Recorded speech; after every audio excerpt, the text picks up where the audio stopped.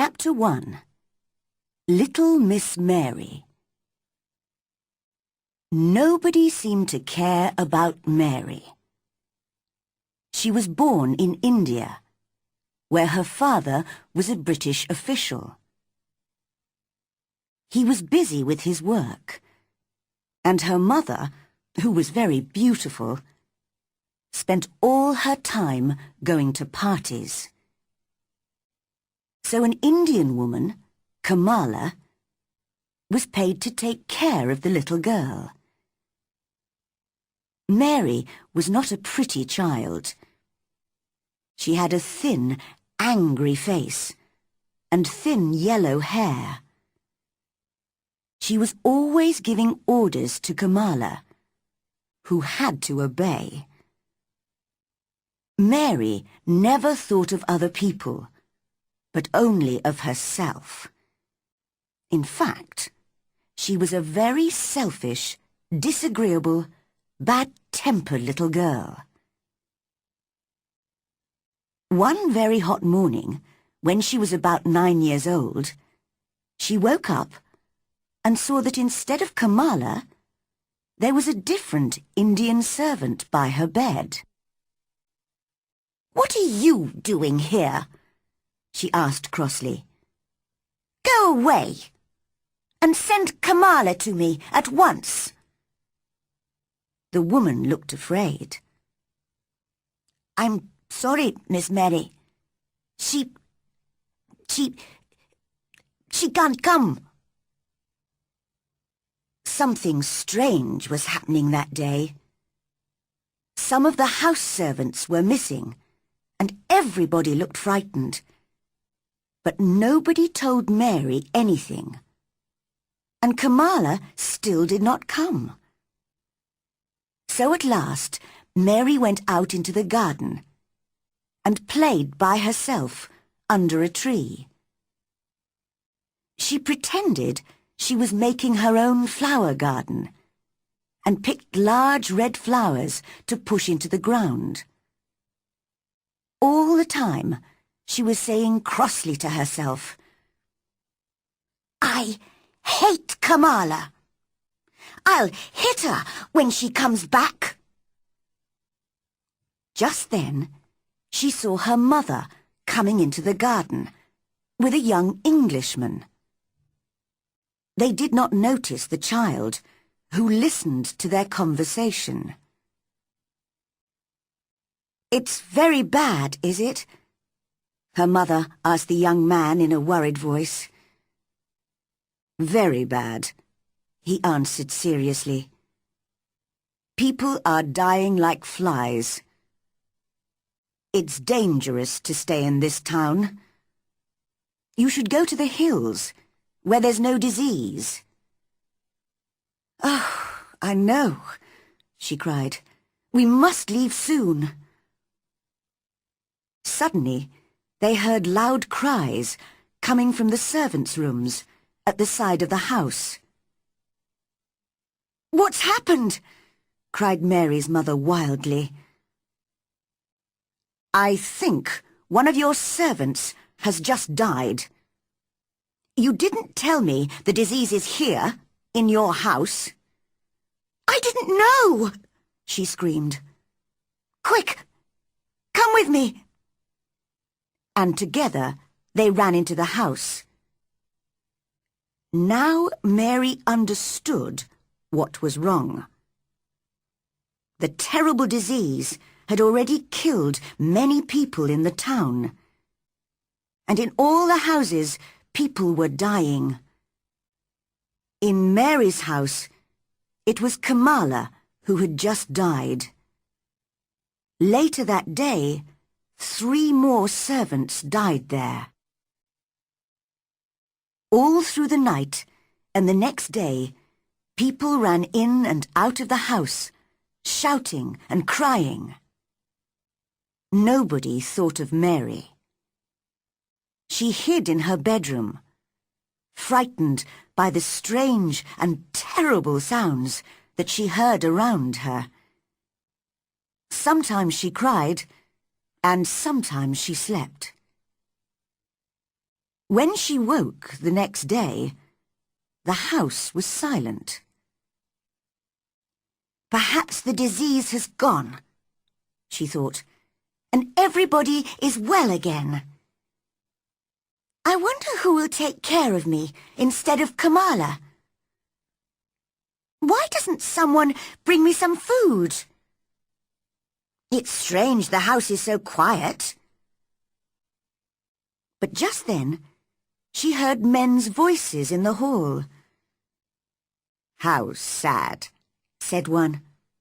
That beautiful woman. There was a child, too, wasn't there? Said the other. Although none of us ever saw her.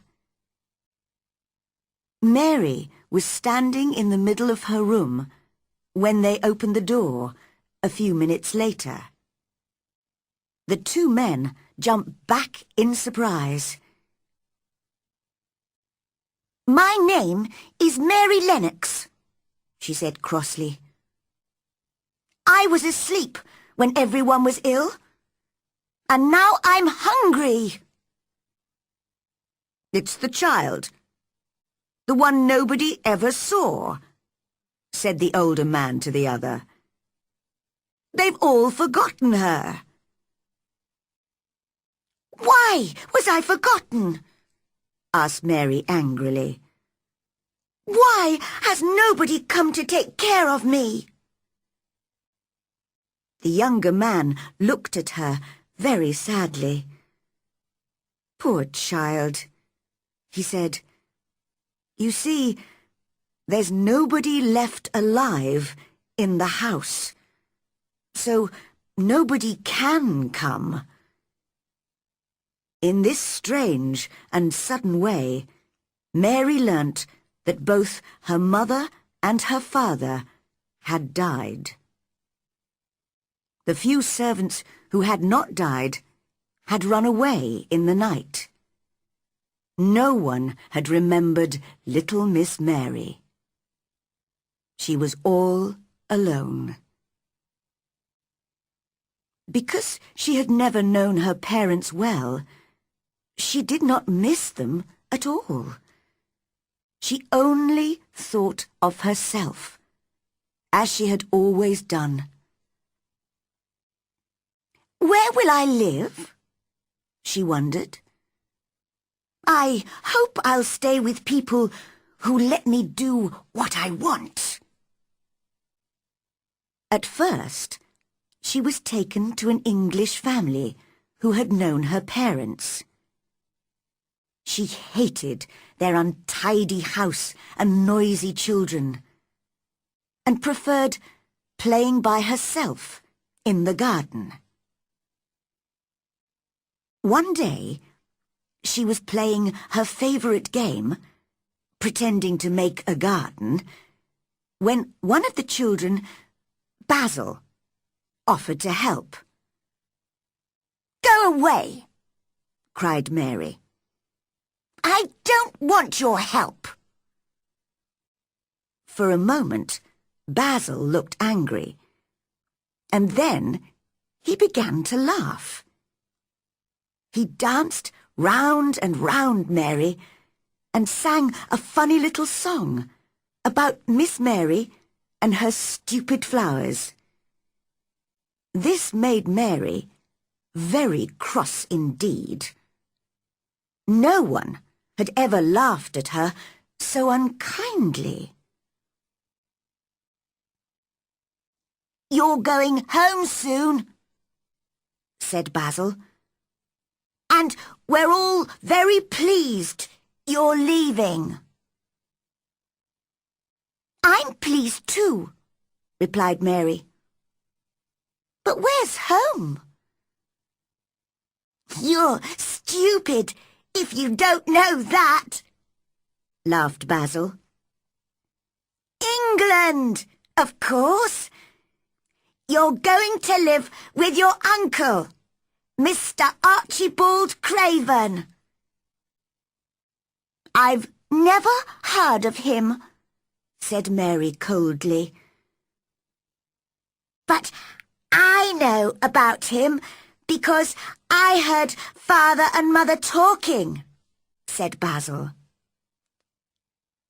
He lives in a big, lonely old house and has no friends because he's so bad-tempered. He's got a crooked back and he's horrid. I don't believe you, cried Mary. But the next day, Basil's parents explained that she was going to live with her uncle in Yorkshire, in the north of England. Mary looked bored and cross and said nothing. After the long sea journey, she was met in London by Mr. Craven's housekeeper, Mrs. Medlock. Together, they travelled north by train.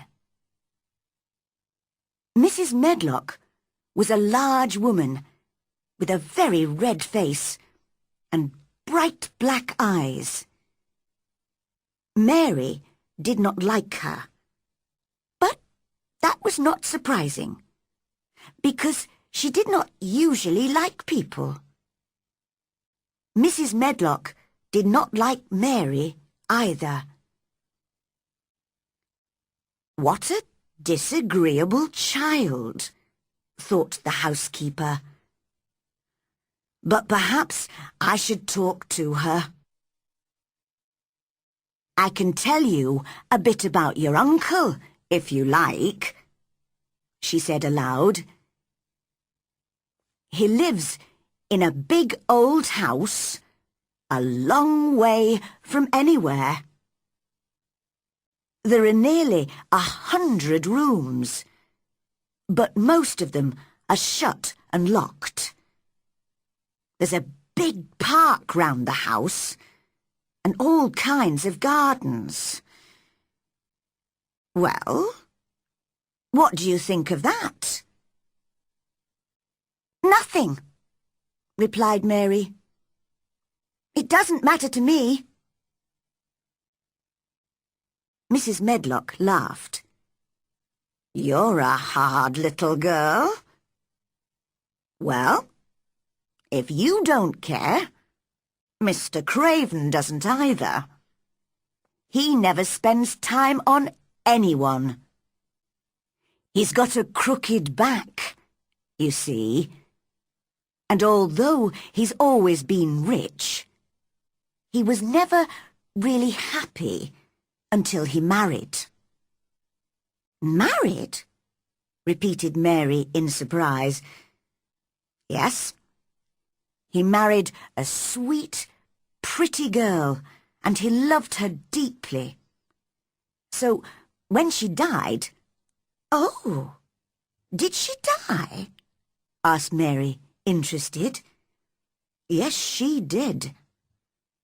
And now he doesn't care about anybody. If he's at home, he stays in his room and sees nobody. He won't want to see you, so you must stay out of his way and do what you're told. Mary stared out of the train window at the grey sky and the rain. She was not looking forward to life at her uncle's house.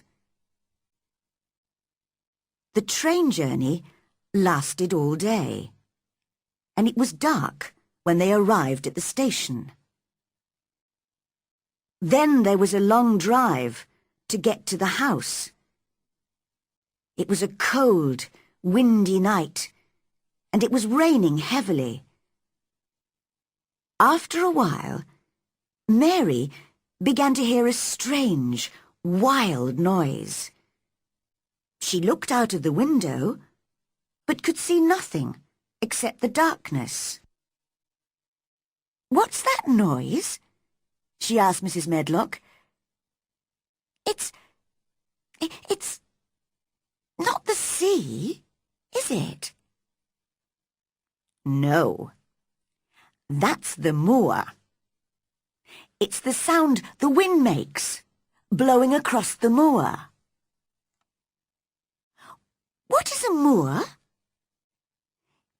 It's just miles and miles of wild land, with no trees or houses. Your uncle's house is right on the edge of the moor. Mary listened to the strange, frightening sound. I don't like it, she thought. I don't like it. She looked more disagreeable than ever.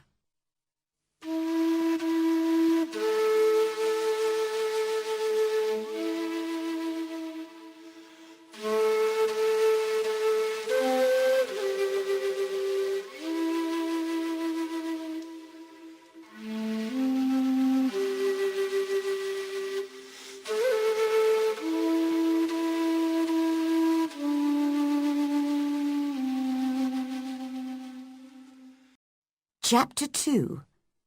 Mary in Yorkshire. They arrived at a very large old house. It looked dark and unfriendly from the outside. Inside, Mary looked around the big shadowy hall and felt very small and lost.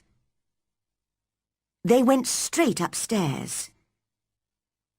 Mary was shown to a room where there was a warm fire and food on the table.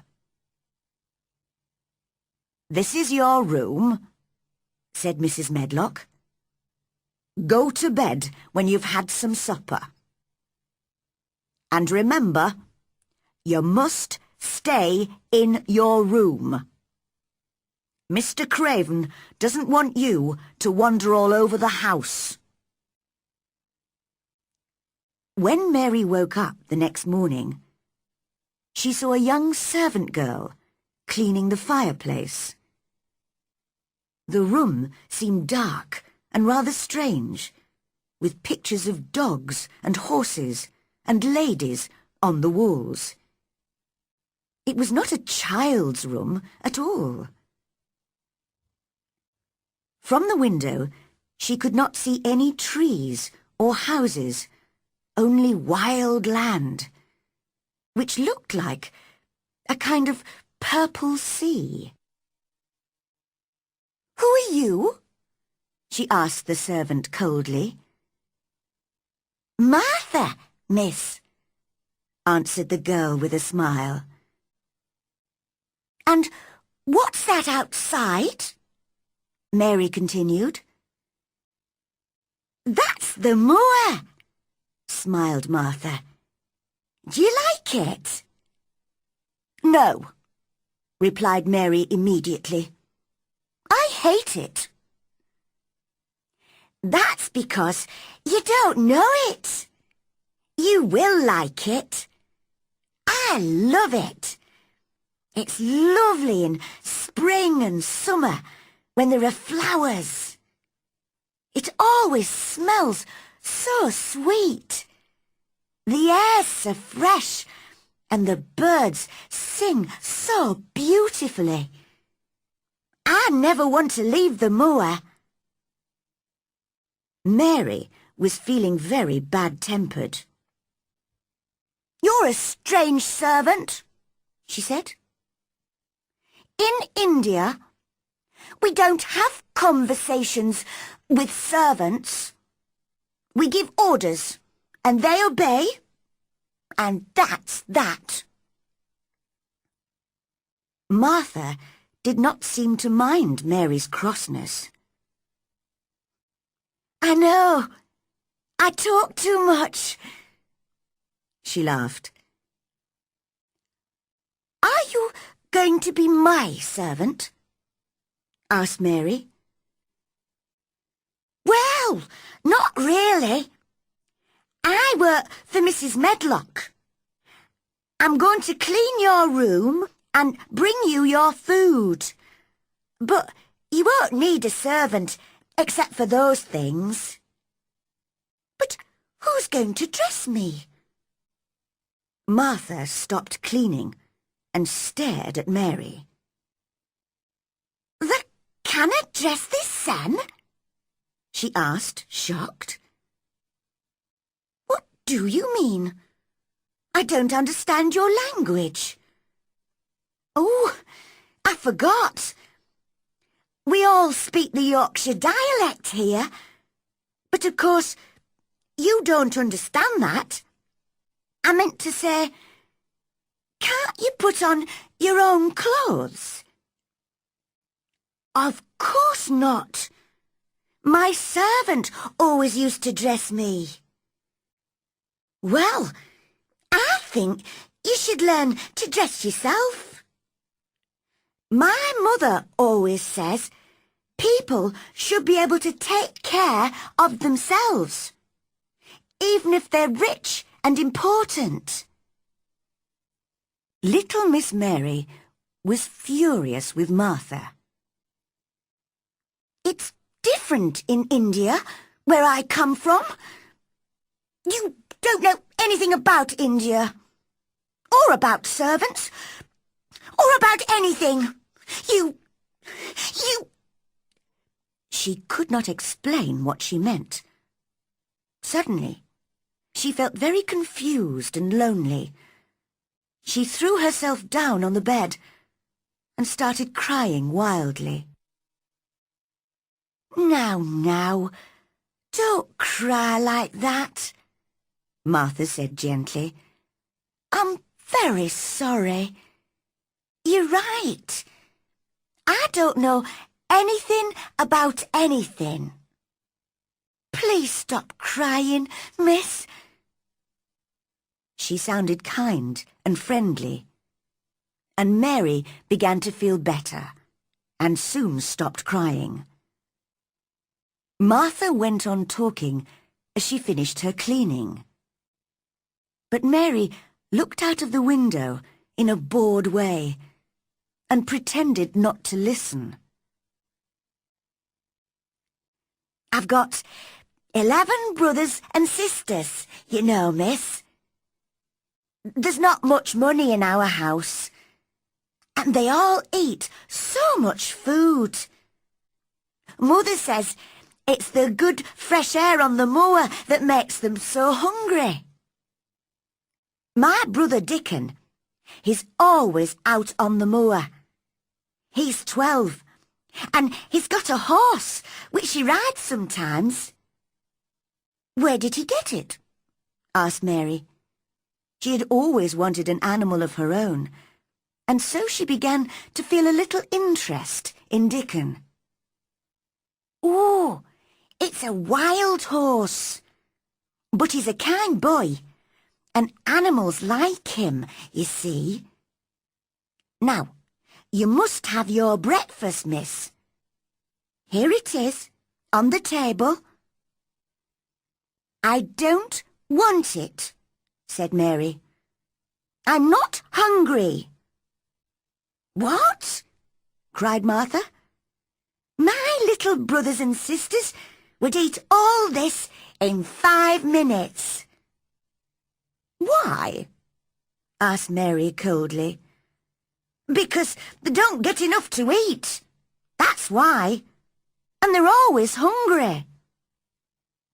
You're very lucky to have the food, miss. Mary said nothing, but she drank some tea and ate a little bread. Now, put a coat on and run outside to play, said Martha. It'll do you good to be in the fresh air. Mary looked out of the window at the cold grey sky. Why should I go out on a day like this? She asked. Well, there's nothing to play with indoors, is there? Mary realised Martha was right. But who will go with me? She said. Martha stared at her. Nobody. You'll have to learn to play by yourself. Dickon plays by himself on the moors for hours, with the wild birds and the sheep and the other animals. She looked away for a moment. Perhaps I shouldn't tell you this, but one of the walled gardens is locked up. Nobody's been in it for 10 years. It was Mrs. Craven's garden, and when she died so suddenly, Mr. Craven locked it and buried the key. Oh, I must go. I can hear Mrs. Medlock's bell ringing for me. Mary went downstairs and wandered through the great empty gardens. Many of the fruit and vegetable gardens had walls round them, but there were no locked doors. She saw an old man digging in one of the vegetable gardens, but he looked cross and unfriendly, so she walked on.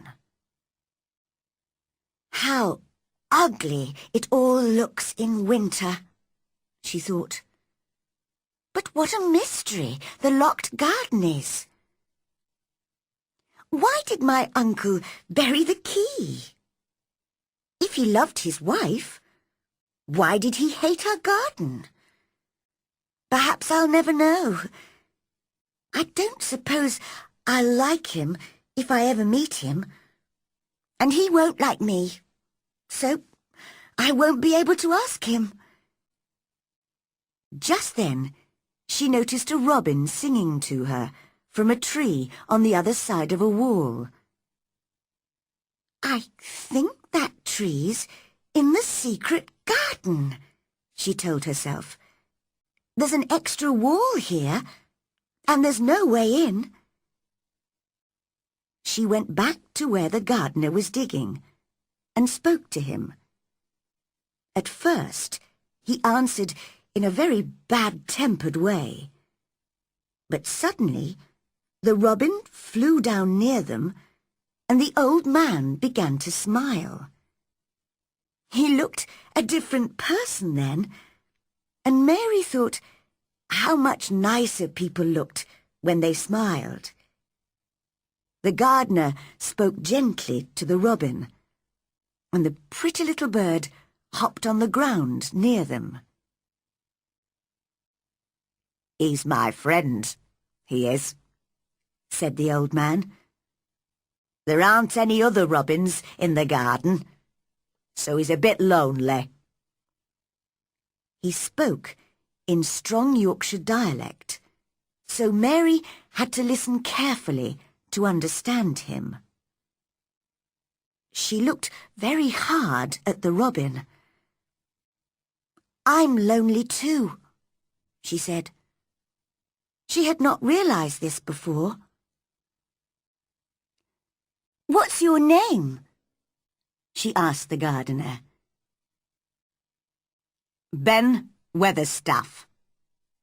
I'm lonely myself. The robin's my only friend, you see." "I haven't got any friends at all," said Mary.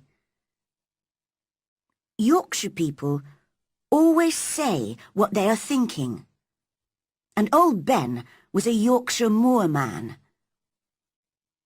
"We're alike, you and me," he told Mary. "We're not pretty to look at, and we're both very disagreeable."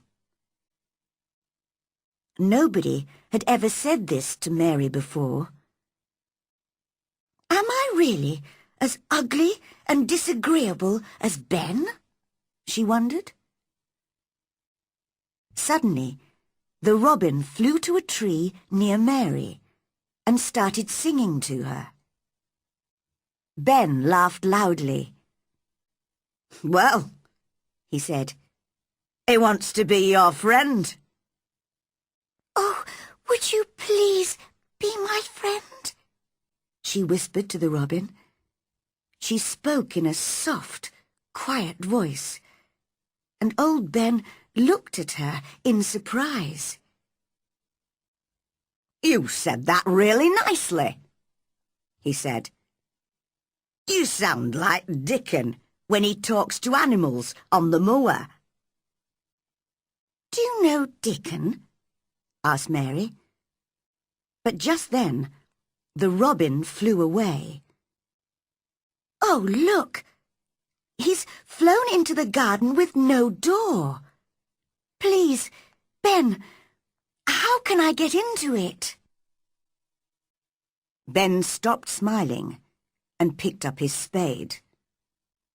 "You can't, and that's that.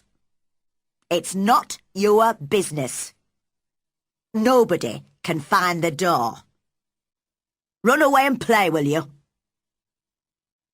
I must get on with my work." And he walked away. He did not even say goodbye. In the next few days, Mary spent almost all her time in the gardens. The fresh air from the moor made her hungry, and she was becoming stronger and healthier. One day, she noticed the robin again. He was on top of a wall, singing to her. "Good morning. Isn't this fun? Come this way," he seemed to say as he hopped along the wall. Mary began to laugh as she danced along beside him. "I know the secret gardens on the other side of this wall," she thought excitedly. "And the robin lives there. But where's the door?" That evening, she asked Martha to stay and talk to her beside the fire after supper. They could hear the wind blowing round the old house, but the room was warm and comfortable. Mary only had one idea in her head. "Tell me about the secret garden," she said. "Well, all right then, miss. But we aren't supposed to talk about it, you know. It was Mrs. Craven's favourite garden. And she and Mr. Craven used to take care of it themselves. They spent hours there, reading and talking. Very happy they were. They used the branch of an old tree as a seat. But one day, when she was sitting on the branch, it broke, and she fell. She was very badly hurt, and the next day, she died. That's why he hates the garden so much, and won't let anyone go in there." "How sad," said Mary. "Poor Mr. Craven." It was the first time that she had ever felt sorry for anyone. Just then, as she was listening to the wind outside, she heard another noise in the house. "Can you hear a child crying?" she asked Martha. Martha looked confused. No," she replied. "No, I think it must be the wind." But at that moment, the wind blew open their door, and they heard the crying very clearly. "I told you!" cried Mary. At once, Martha shut the door. "It was the wind," she repeated. But she did not speak in her usual natural way, and Mary did not believe her. The next day it was very rainy, so Mary did not go out. Instead, she decided to wander round the house, looking into some of the 100 rooms that Mrs. Medlock had told her about. She spent all morning going in and out of dark, silent rooms, which were full of heavy furniture and old pictures. She saw no servants at all, and was on her way back to her room for lunch when she heard a cry. "It's a bit like the cry that I heard last night," she thought. Just then, the housekeeper, Mrs. Medlock, appeared, with her keys in her hand. "What are you doing here?"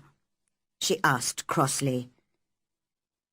"I didn't know which way to go, and I heard someone crying," answered Mary. "You didn't hear anything. Go back to your room now, and if you don't stay there, I'll lock you in." Mary hated Mrs. Medlock for this. "There was someone crying. I know there was," she said to herself. "But I'll discover who it is soon." She was almost beginning to enjoy herself in Yorkshire.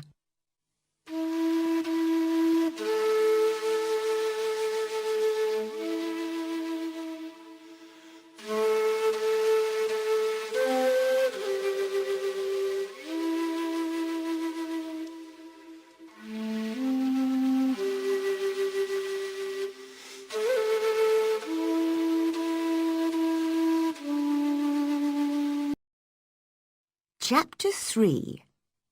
Finding the Secret Garden. When Mary woke up 2 days later, the wind and rain had all disappeared, and the sky was a beautiful blue. "Spring'll be here soon," said Martha happily. "You'll love the moor then, when it's full of flowers and birds." "Could I get to the moor?" asked Mary. "You've never done much walking, have you?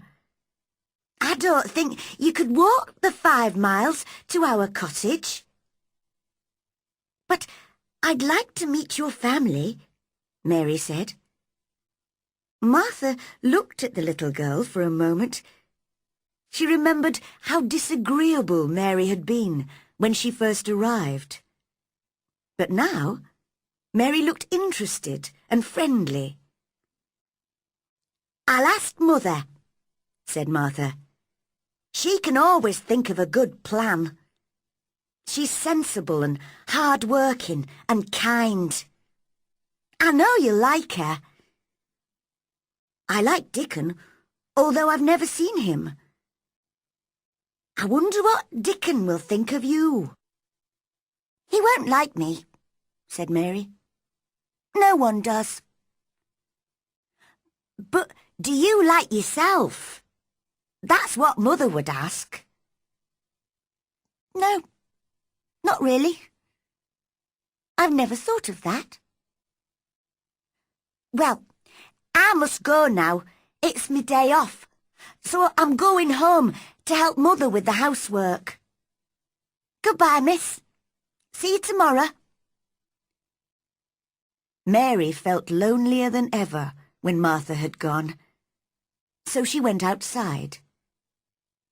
The sunshine made the gardens look different, and the change in the weather had even made Ben Weatherstaff easier to talk to. "Can you smell spring in the air?" he asked her. "Things are growing deep down in the ground.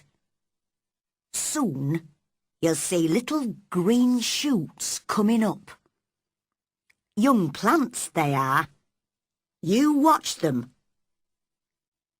"I will," replied Mary. "Oh, there's the robin." The little bird hopped onto Ben's spade. "Are things growing in the garden where he lives?" "What garden?" said Ben in his bad-tempered voice.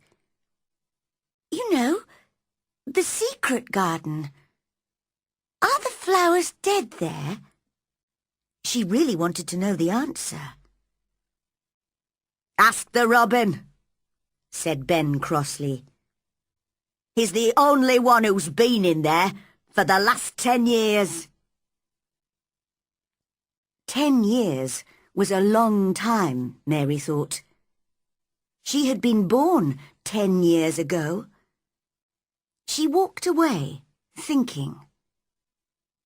She had begun to like the gardens, and the robin, and Martha, and Dickon, and their mother. Before she came to Yorkshire, she had not liked anybody.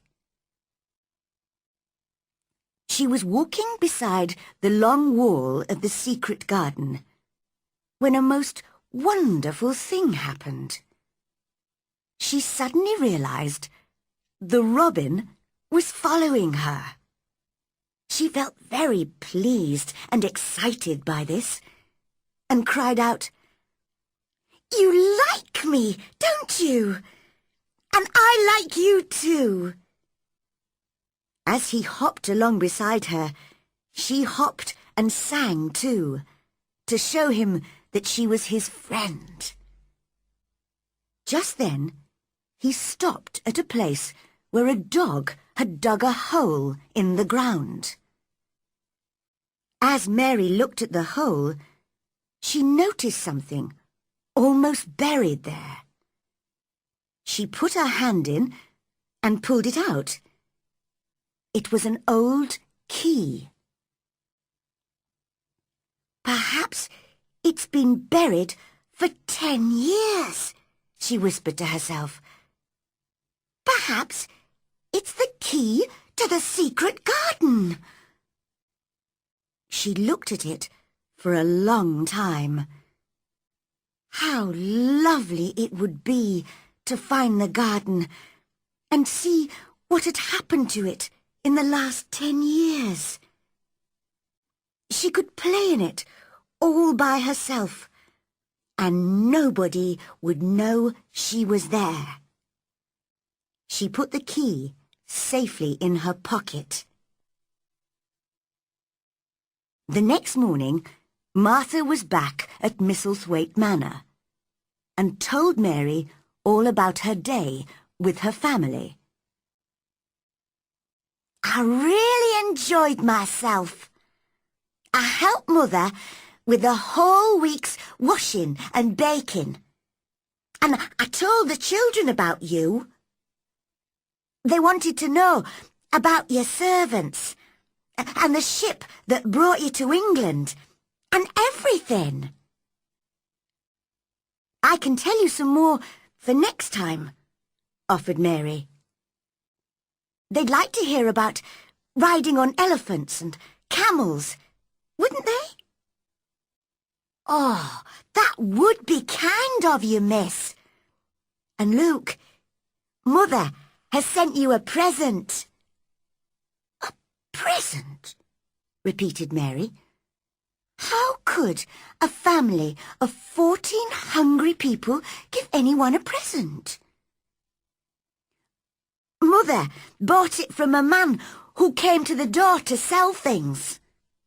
She told me, 'Martha, you brought me your pay like a good girl, and we need it all.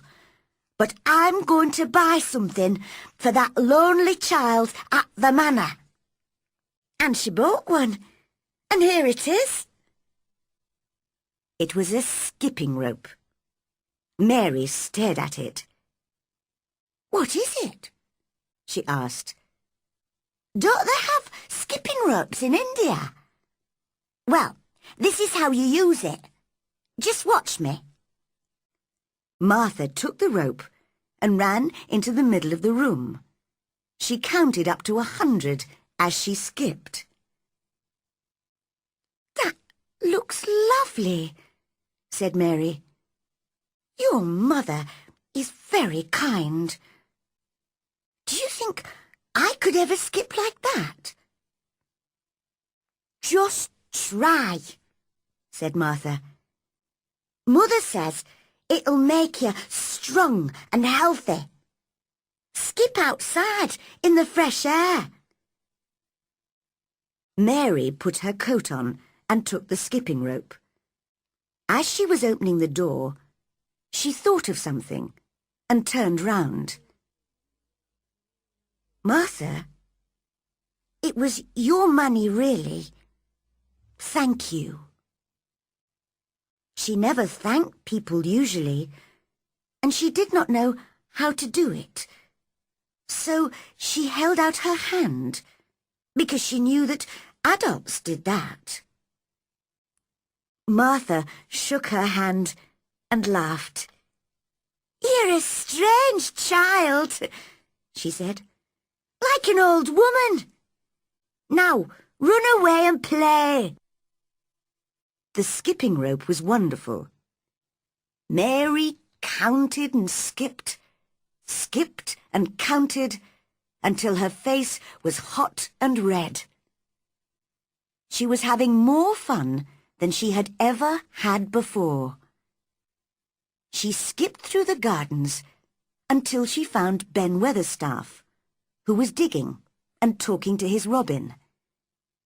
She wanted them both to see her skip. "Well," said Ben, "you're looking fine and healthy today. Go on skipping. It's good for you." Mary skipped all the way to the secret garden wall. And there was the robin. He had followed her. Mary was very pleased.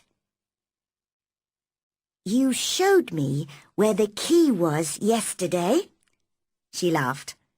"I've got it in my pocket. So you ought to show me the door today."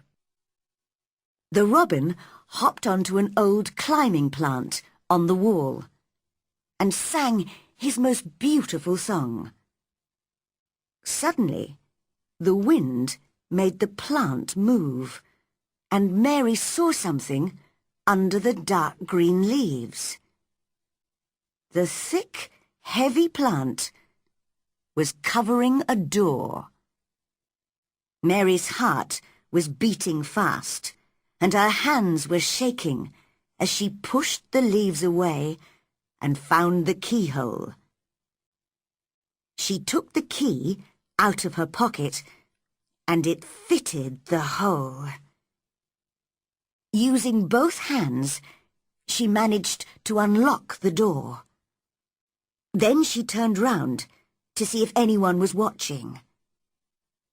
But there was no one.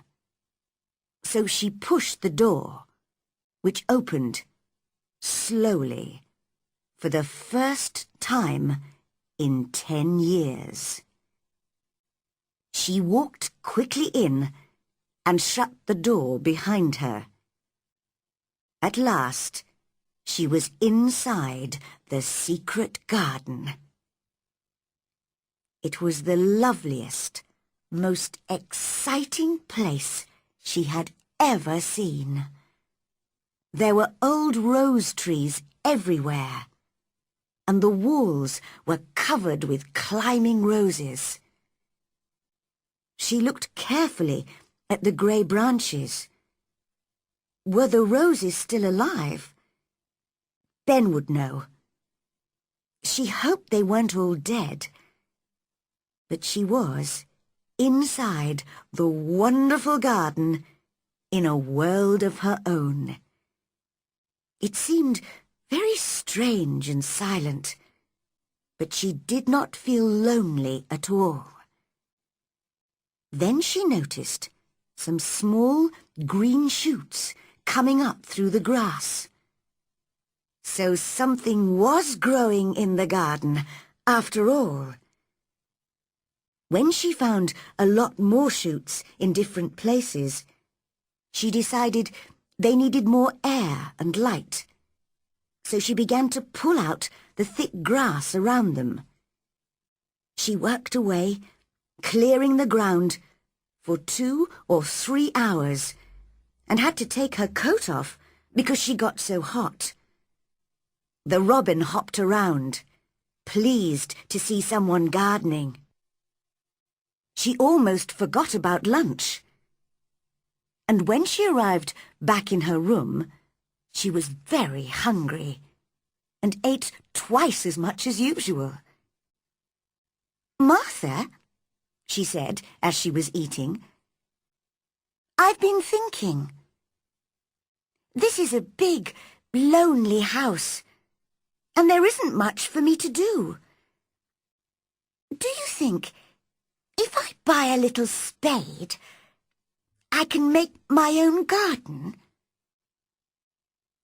"That's just what Mother said," replied Martha.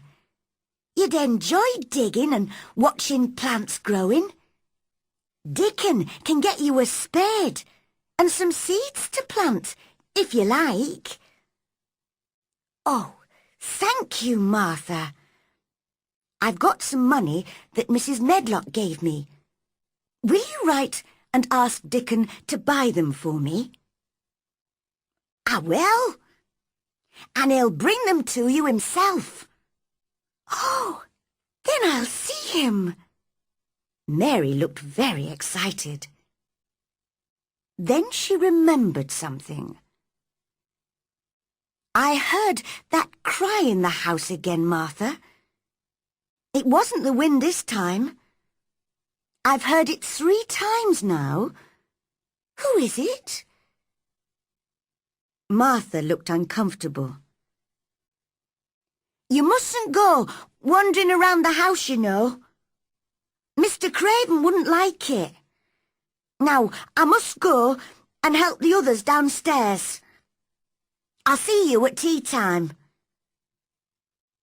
As the door closed behind Martha, Mary thought to herself, "This really is the strangest house that anyone ever lived in."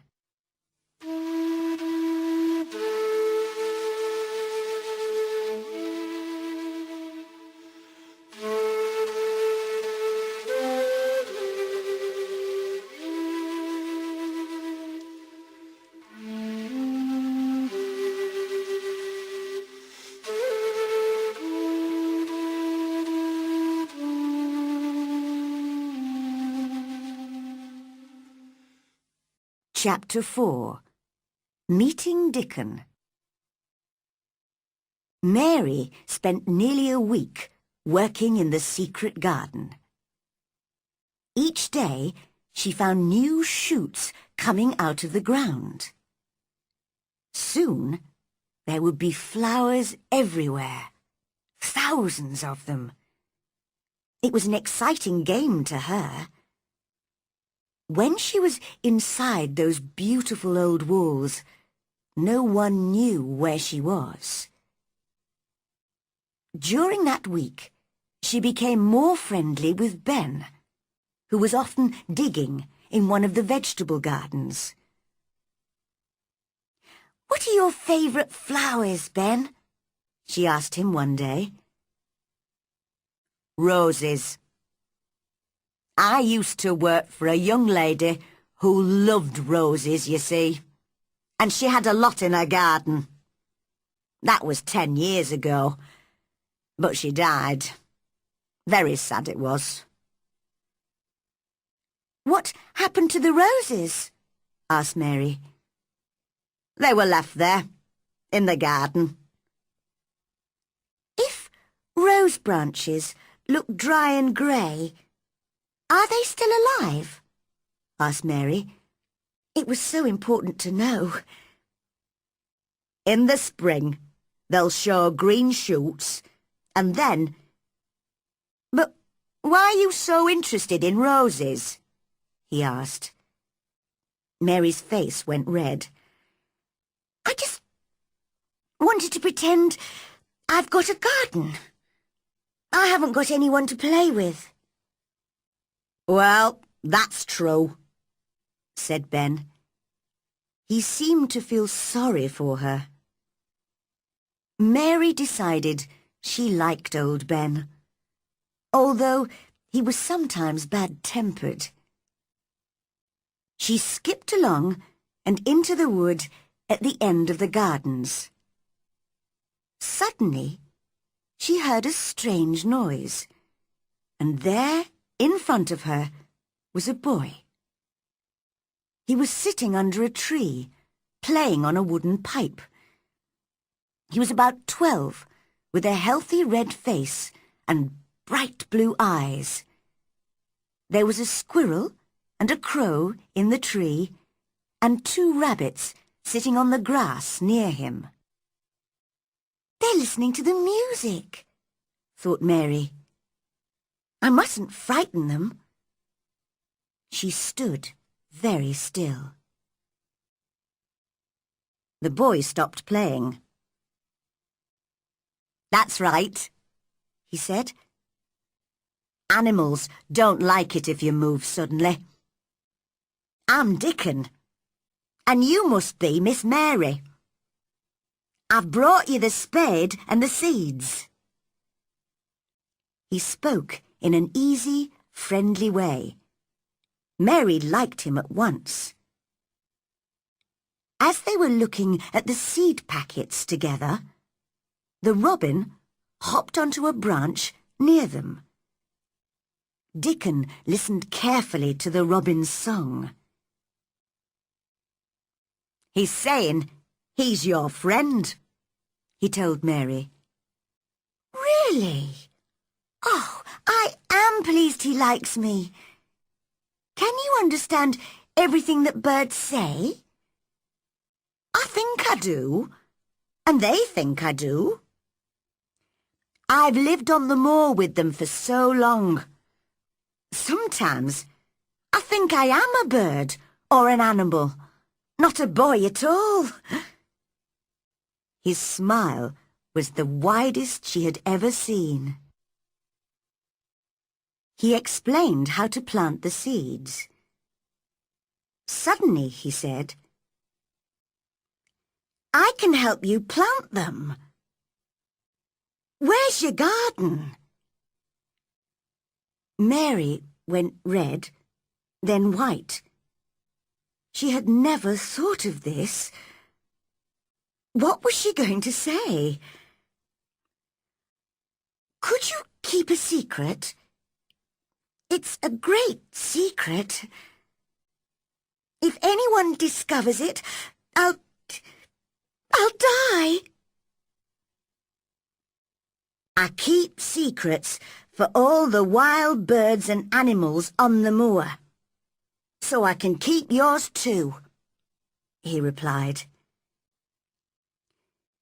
"I've stolen a garden," she said very fast. "Nobody goes into it. Nobody wants it. I love it, and nobody takes care of it. They're letting it die."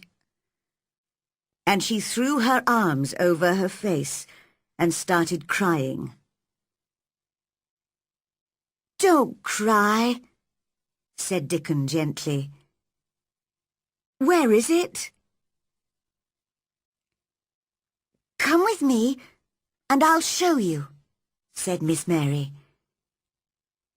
They went to the secret garden and entered it together. Dickon walked round, looking at everything. "Martha told me about this place, but I never thought I'd see it," he said. "It's wonderful." "What about the roses?" asked Mary worriedly. "Are they still alive? What do you think?" "Look at these shoots on the branches. Most of them are alive, all right." He took out his knife and cut away some of the dead wood from the rose trees.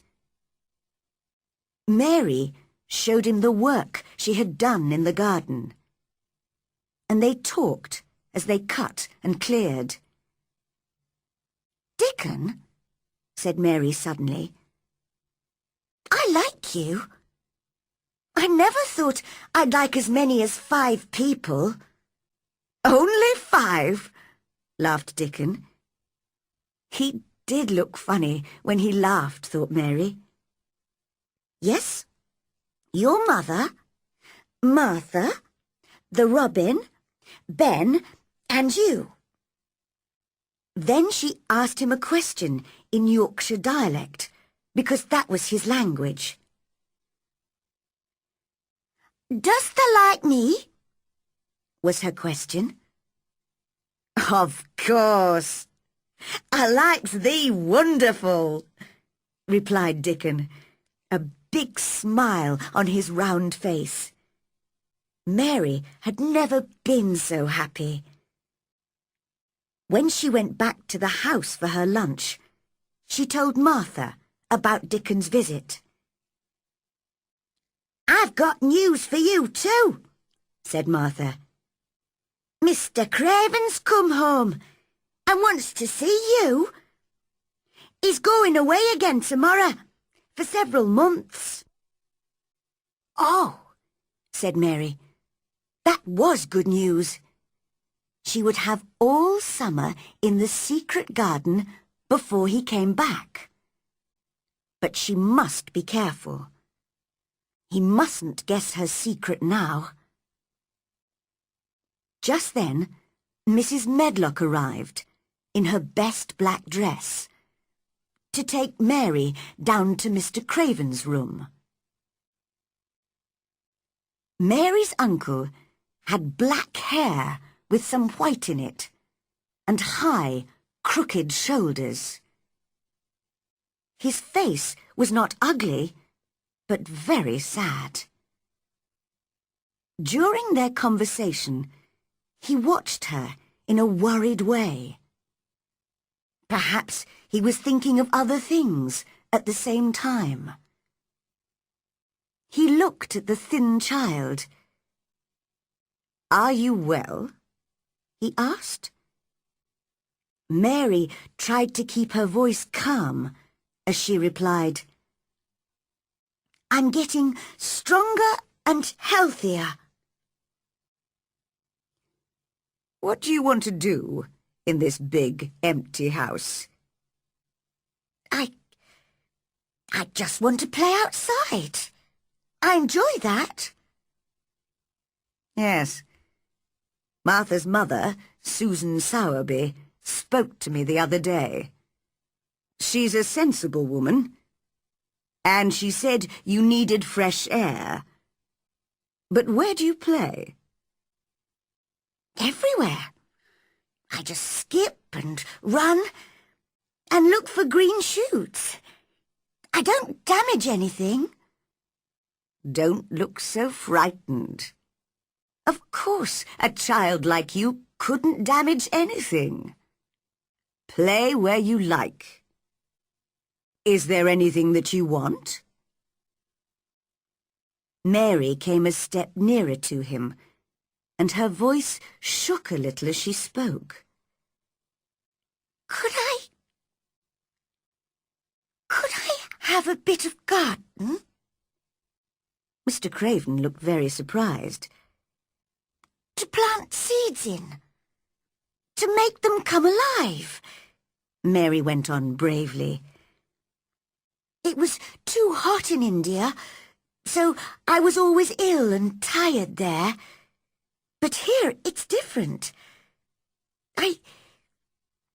I love the garden." He passed a hand quickly over his eyes. Then he looked kindly at Mary. "I knew someone once who loved growing things like you. Yes, child, take as much of the garden as you want." He smiled gently at her. "Now leave me. I'm very tired." Mary ran all the way back to her room. "Martha!" she shouted. "Mr. Craven's really a nice man, but he looks very unhappy. He said I can have my own garden." She was planning to work in the garden with Dickon every day to make it beautiful for the summer.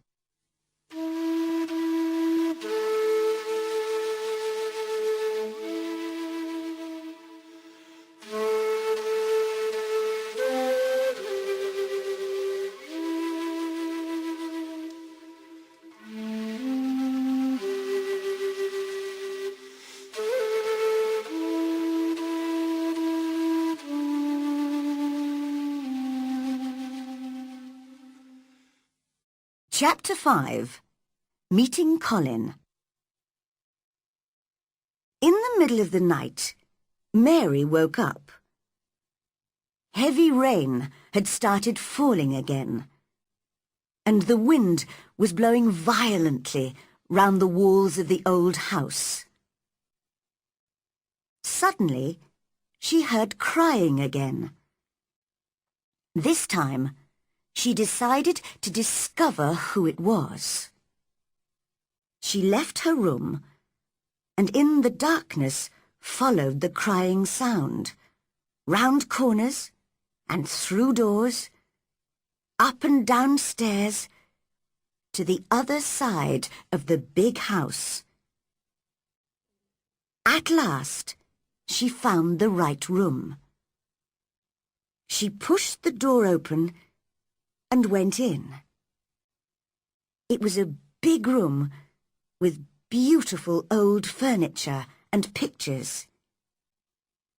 In the large bed was a boy who looked tired and cross, with a thin, white, tearful face. He stared at Mary. "Who are you?" he whispered. "Are you a dream?" "No, I'm not. I'm Mary Lennox. Mr. Craven's my uncle." "He's my father," said the boy. "I'm Colin Craven." "No one ever told me he had a son," said Mary, very surprised. "Well, no one ever told me you'd come to live here. I'm ill, you see. I don't want people to see me and talk about me. If I live, I may have a crooked back like my father, but I'll probably die." "What a strange house this is," said Mary. "So many secrets. Does your father come and see you often?" "Not often. He doesn't like seeing me because it makes him remember my mother. She died when I was born, so he almost hates me, I think." "Why do you say you're going to die?" asked Mary. "I've always been ill. I've nearly died several times. And my back's never been strong. My doctor feels sure that I'm going to die. But he's my father's cousin and very poor, so he'd like me to die. Then he'd get all the money when my father dies. He gives me medicine and tells me to rest. We had a grand doctor from London once who told me to go out in the fresh air and try to get well. But I hate fresh air. And another thing, all the servants have to do what I want, because if I'm angry, I become ill." Mary thought she liked this boy, although he seemed so strange. He asked her lots of questions, and she told him all about her life in India. "How old are you?" he asked suddenly. "I'm 10, and so are you," replied Mary, forgetting to be careful, because when you were born, the garden door was locked, and the key was buried. And I know that was 10 years ago. Colin sat up in bed and looked very interested. "What door? Who locked it? Where's the key? I want to see it. I'll make the servants tell me where it is. They'll take me there, and you can come too. Oh, please don't. Don't do that, cried Mary. Colin stared at her. Don't you want to see it? Yes, but if you make them open the door, it will never be a secret again. You see, if only we know about it, if we can find the key, we can go and play there every day. We can help the garden come alive again. And no one will know about it except us. I see, said Colin slowly. Yes, I'd like that. It'll be our secret. I've never had a secret before. And perhaps, added Mary cleverly, we can find a boy to push you in your wheelchair if you can't walk. And we can go there together without any other people. You'll feel better outside. I know I do. I'd like that, he said dreamily. I think I'd like fresh air in a secret garden. Then Mary told him about the moor, and Dickon, and Ben Weatherstaff, and the robin. And Colin listened to it all with great interest. He began to smile and look much happier. I like having you here, he said. You must come and see me every day. But I'm tired now. I'll sing you a song. My servant Kamala used to do that in India, said Mary. And very soon Colin was asleep. The next afternoon, Mary visited Colin again, and he seemed very pleased to see her. He had sent his nurse away and had told nobody about Mary's visit. Mary had not told anybody either. They read some of his books together and told each other stories. They were enjoying themselves and laughing loudly when suddenly the door opened. Dr. Craven and Mrs. Medlock came in. They almost fell over in surprise. What's happening here? Asked Dr. Craven. Colin sat up straight. To Mary, he looked just like an Indian prince. This is my cousin, Mary Lennox, he said calmly. I like her. She must visit me often. Oh, I'm sorry, sir, said poor Mrs. Medlock to the doctor. I don't know how she discovered him. I told the servants to keep it a secret. Don't be stupid, Medlock, said the Indian prince coldly. Nobody told her. She heard me crying and found me herself. Bring our tea up now. I'm afraid you're getting too hot and excited, my boy, said Dr. Craven. That's not good for you.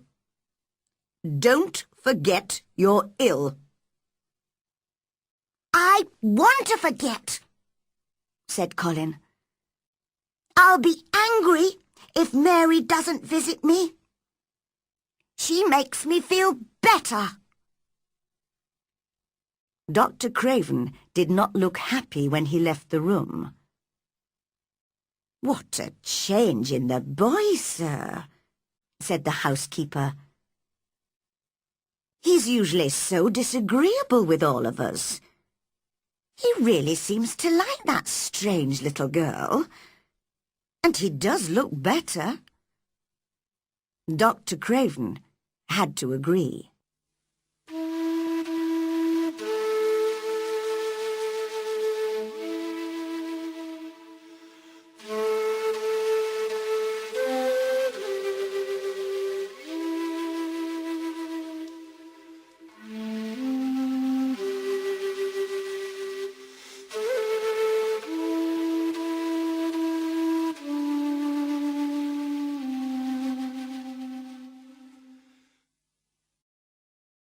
Chapter 6.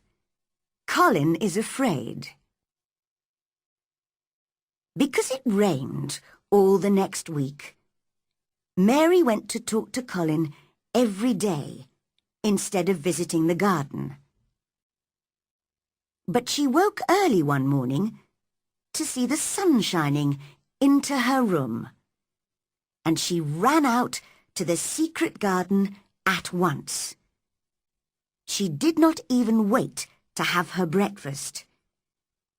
It was beautifully sunny and warm, and 1,000 more shoots were pushing their way out of the ground. Dickon was already there, digging hard, with the crow and a young fox beside him. "Have you seen the robin?" he asked Mary. The little bird was flying busily backwards and forwards as fast as he could, carrying pieces of dry grass.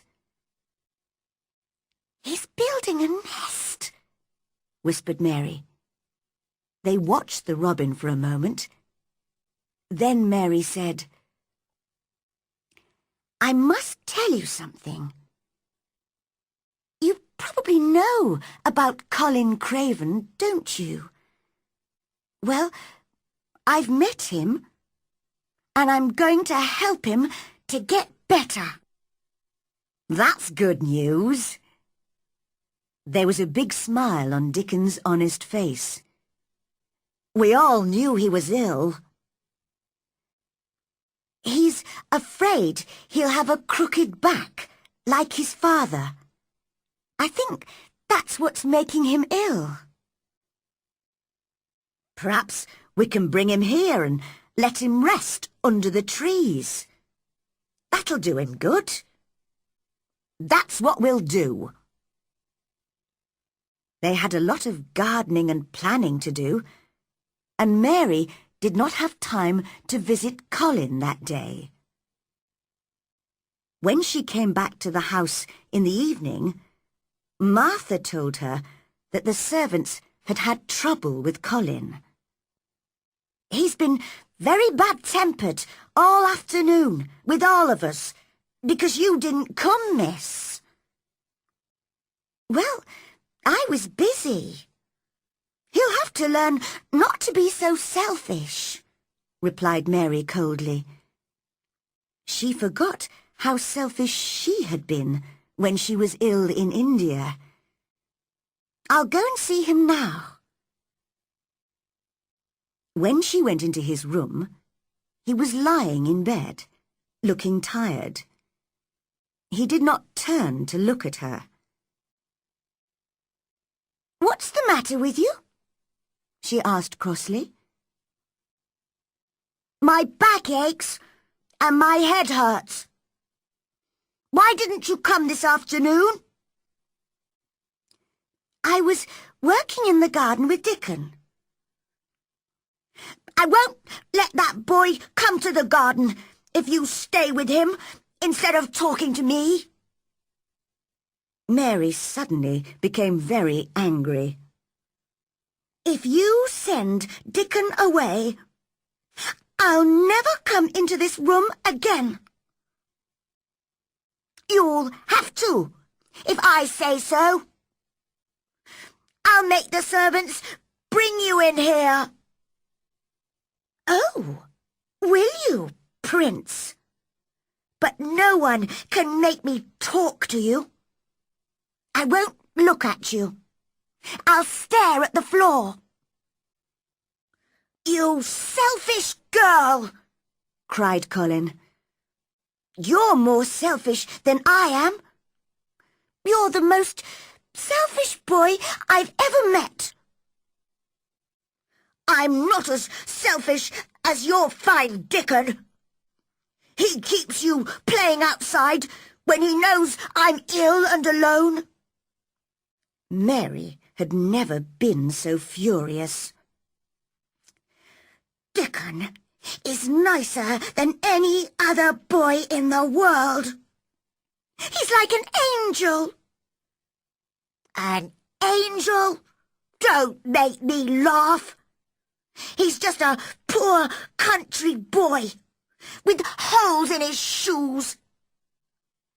He's 1,000 times better than you are." Colin had never argued with anyone like himself in his life, and in fact, it was good for him. But now, he was beginning to feel sorry for himself. "I'm always ill," he said, and started to cry. "I'm sure my back is a bit crooked, and I'm going to die." "No, you're not," said Mary crossly. Colin opened his eyes very wide. Nobody had said that to him before. He was angry, but a bit pleased at the same time. "What do you mean? You know I'm going to die. Everybody says I'm going to die."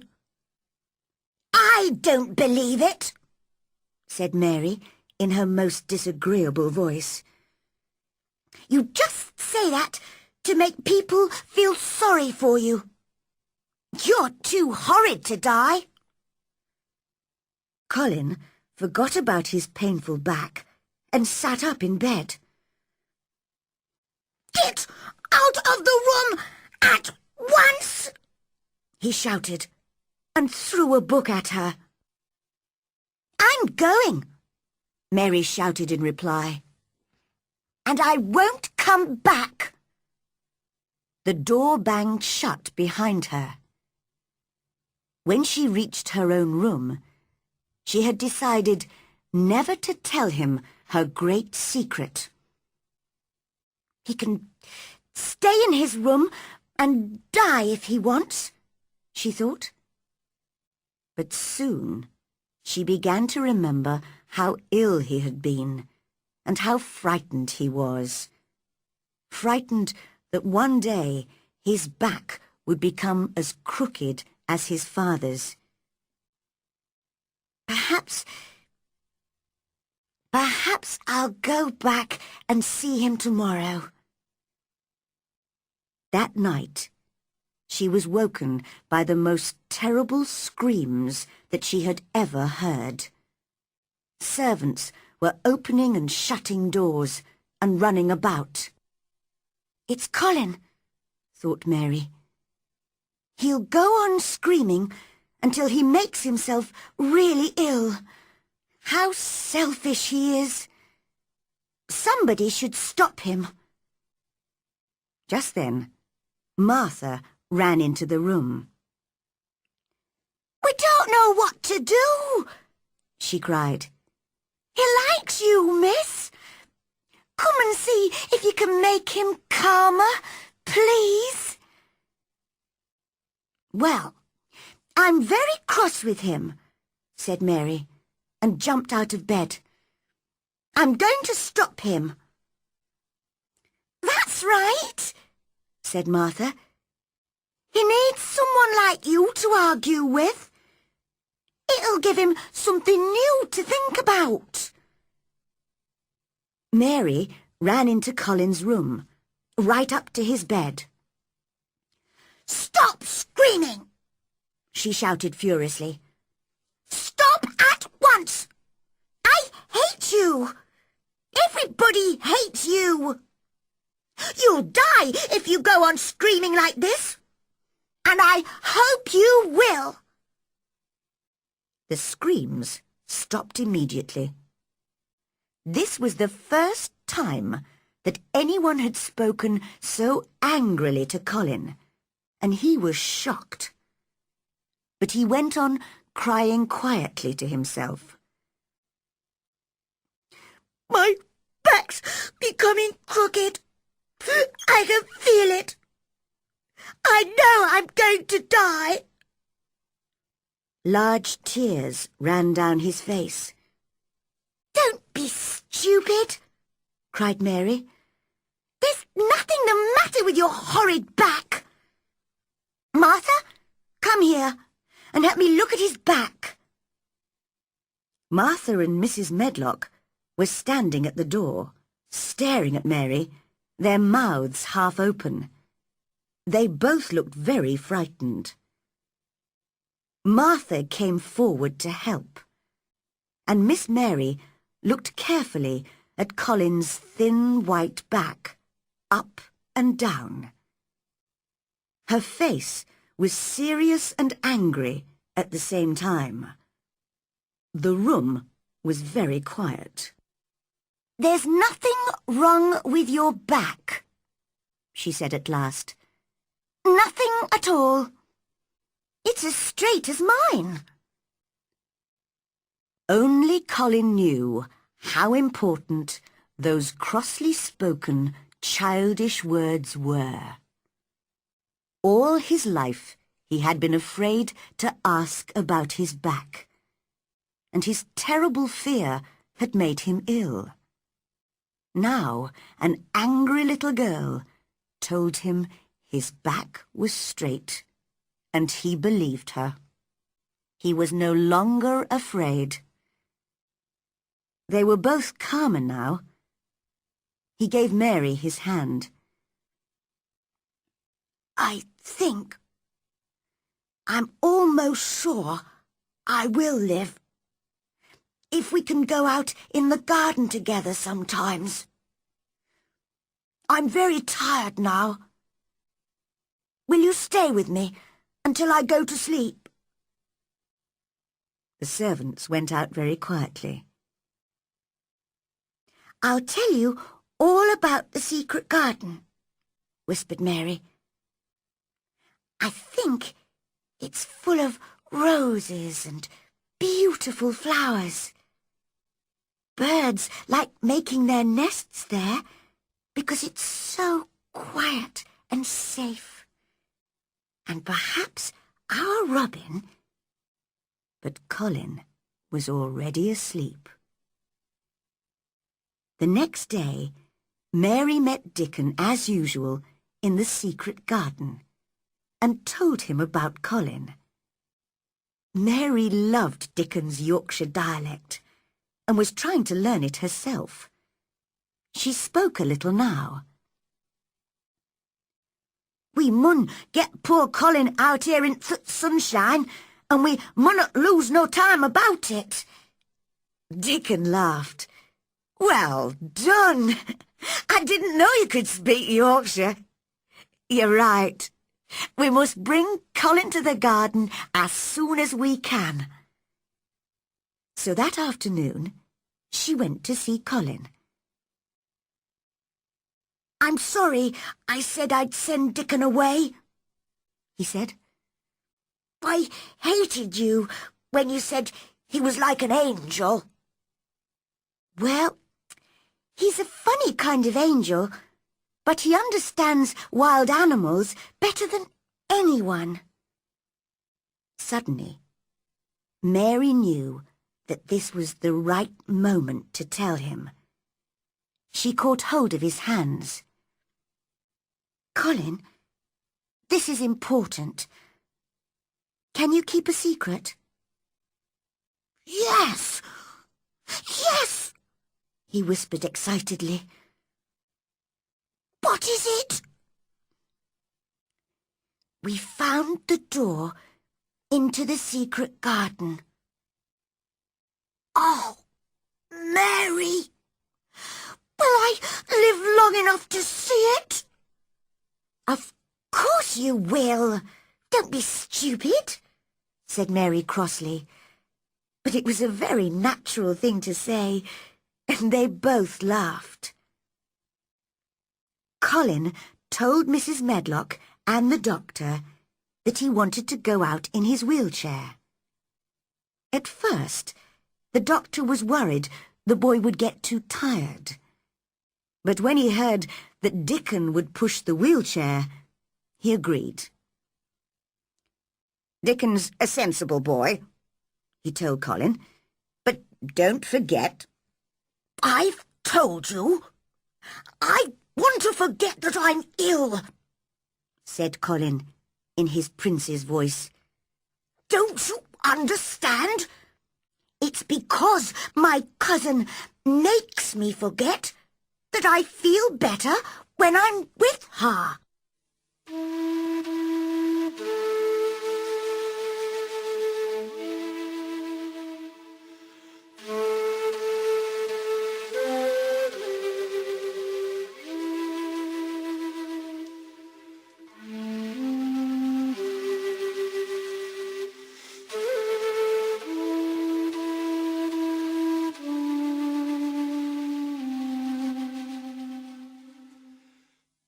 Chapter 7.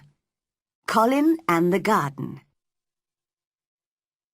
Of course, it was most important that no one should see Colin, Mary, or Dickon entering the secret garden. So Colin gave orders to the gardeners that they must all keep away from that part of the garden in future. The next afternoon, Colin was carried downstairs by a manservant and put in his wheelchair outside the front door. Dickon arrived with his crow, 2 squirrels and the fox and started pushing the wheelchair gently away from the house and into the gardens. Mary walked beside the chair.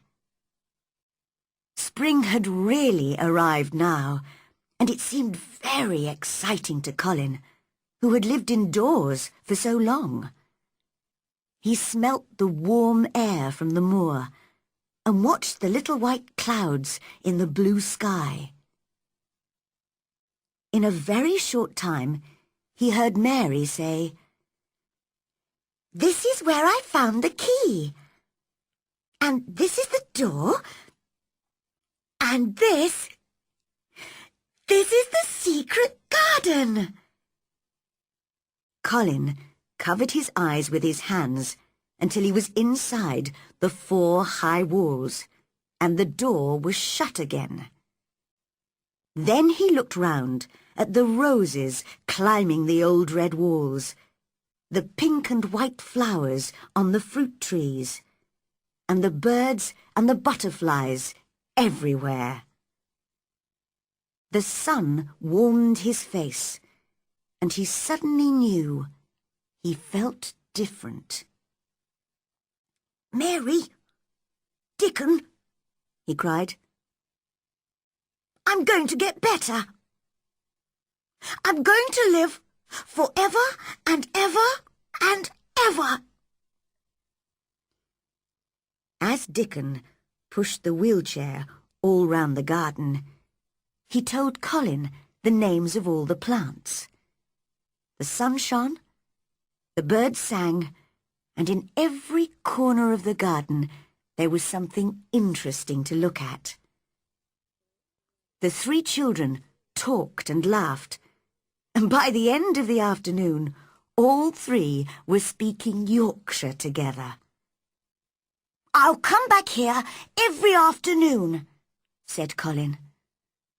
"I want to watch things growing. Soon you'll be strong enough to walk and dig. You'll be able to help us with the gardening," said Dickon kindly. "Do you really think I'll be able to walk and dig?" asked Colin. "Of course you will. You got legs like us."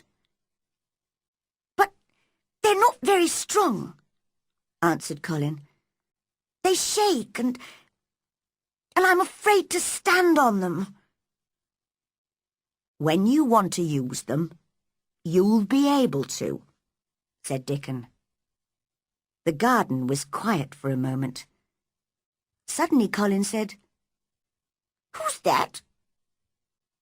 Mary turned her head and noticed Ben Weatherstaff's angry face looking at her over the garden wall.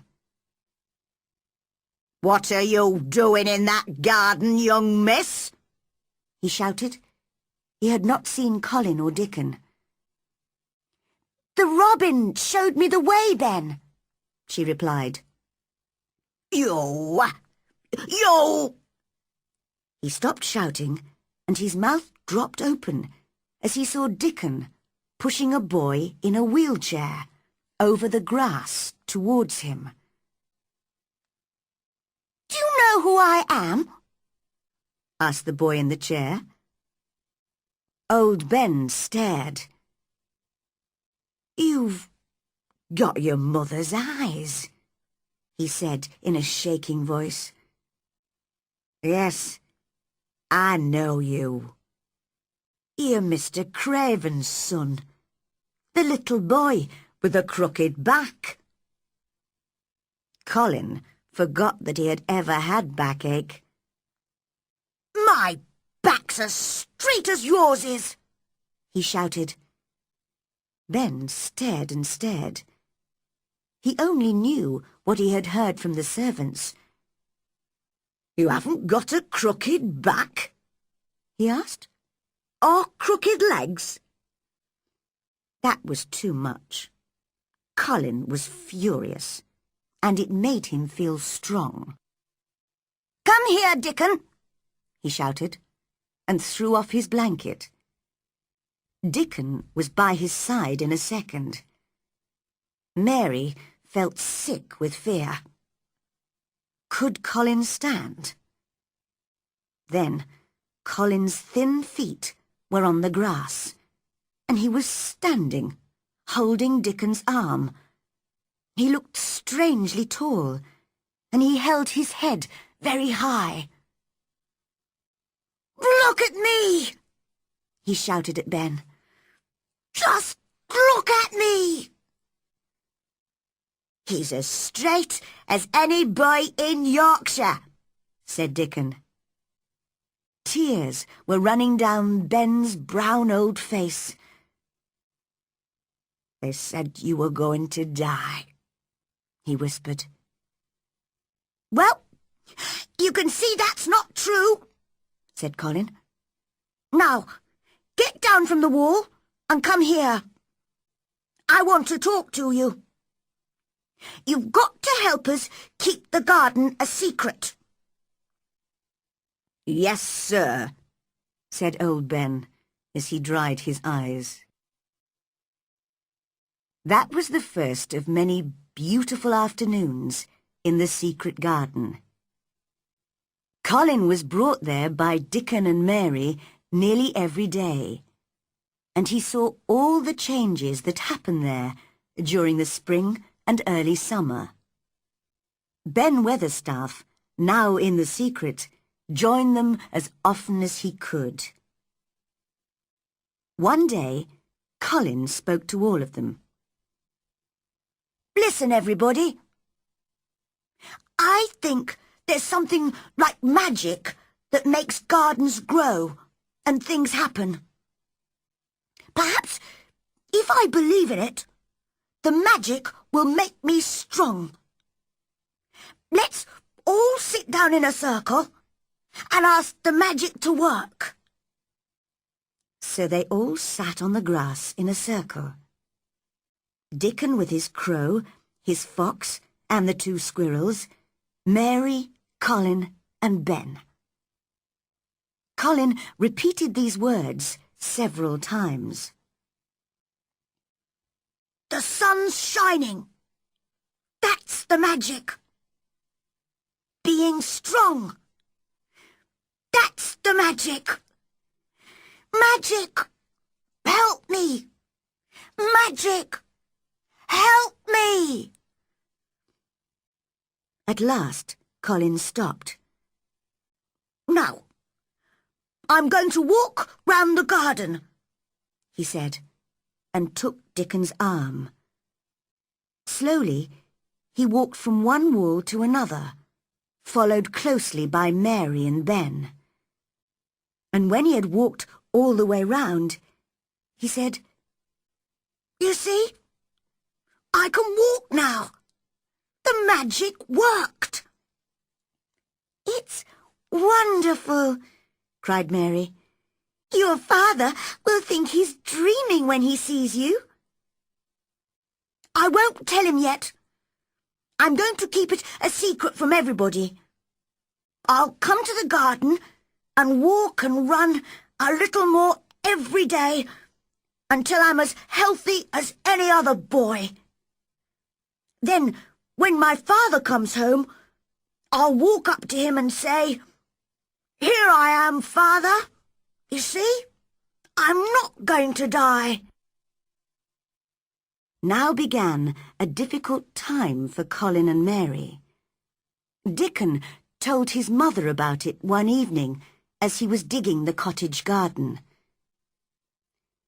"You see, Mother, they don't want the doctor or the servants to guess that Colin can walk and is getting better.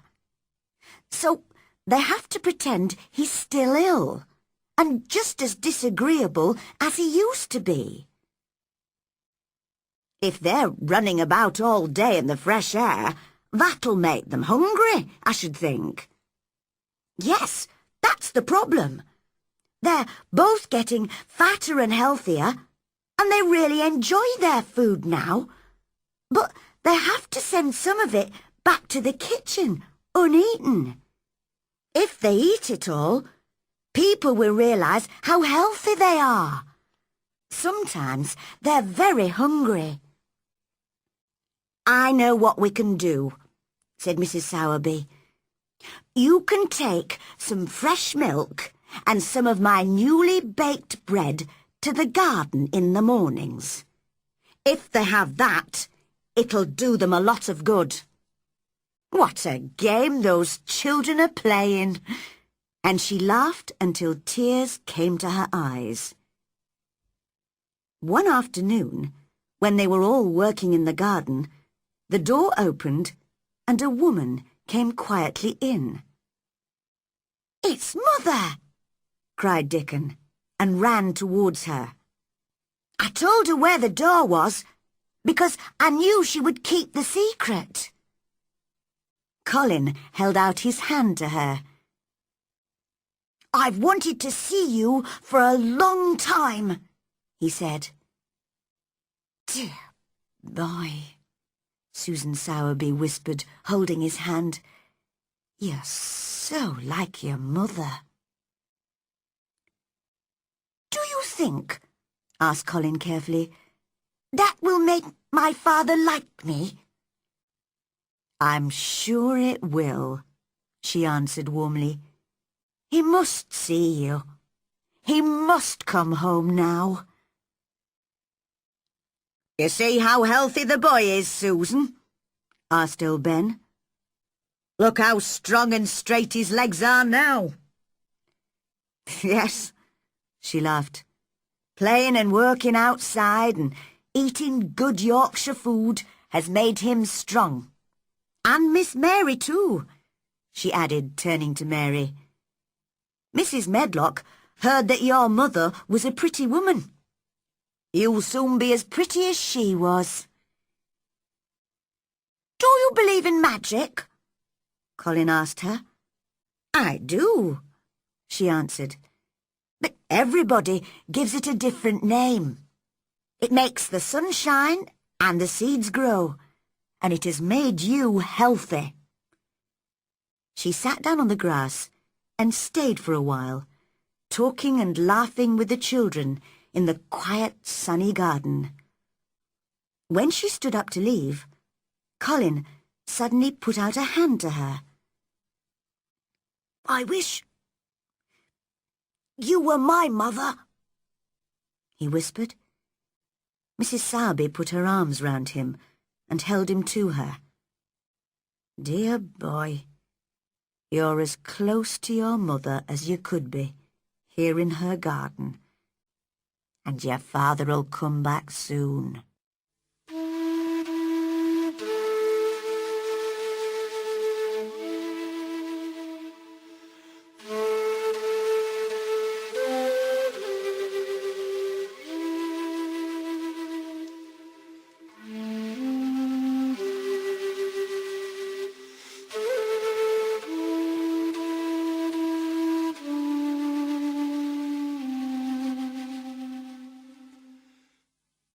Chapter 8.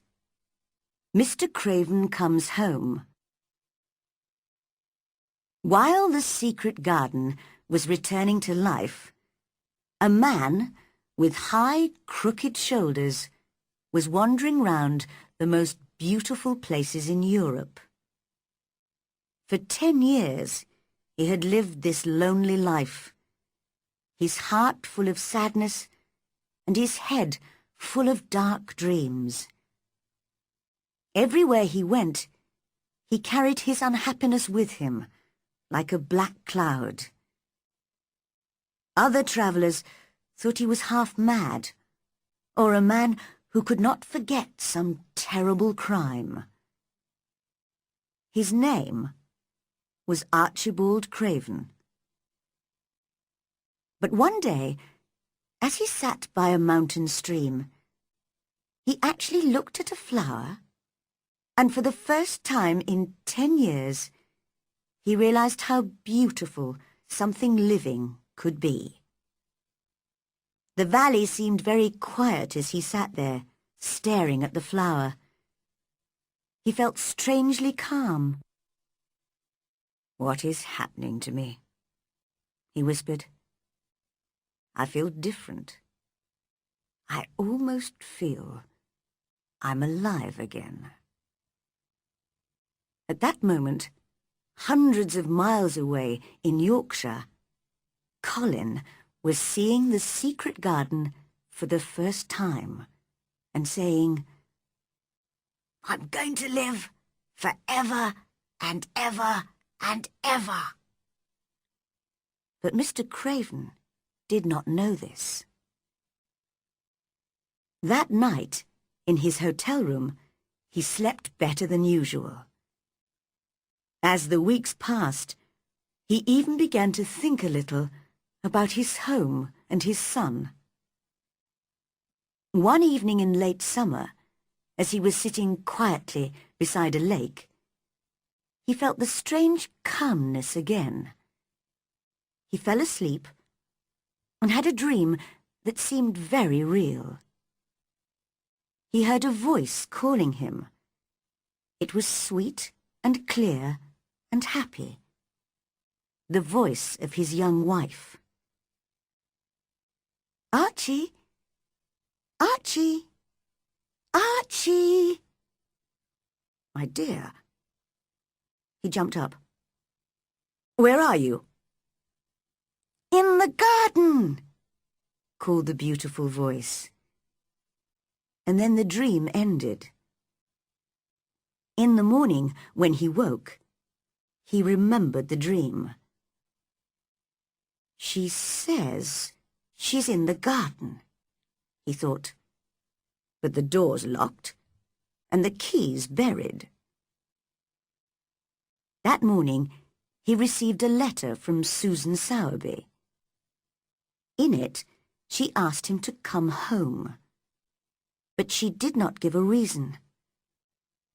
Mr. Craven thought of his dream and decided to return to England immediately. On the long journey back to Yorkshire, he was thinking about Colin. "I wonder how he is. I wanted to forget him because he makes me think of his mother. He lived, and she died. But perhaps I've been wrong. Susan Sowerby says I should go home. So perhaps she thinks I can help him." When he arrived home, he found the housekeeper very confused about Colin's health. "He's very strange, sir," said Mrs. Medlock. "He looks better, it's true, but some days he eats nothing at all, and other days he eats just like a healthy boy.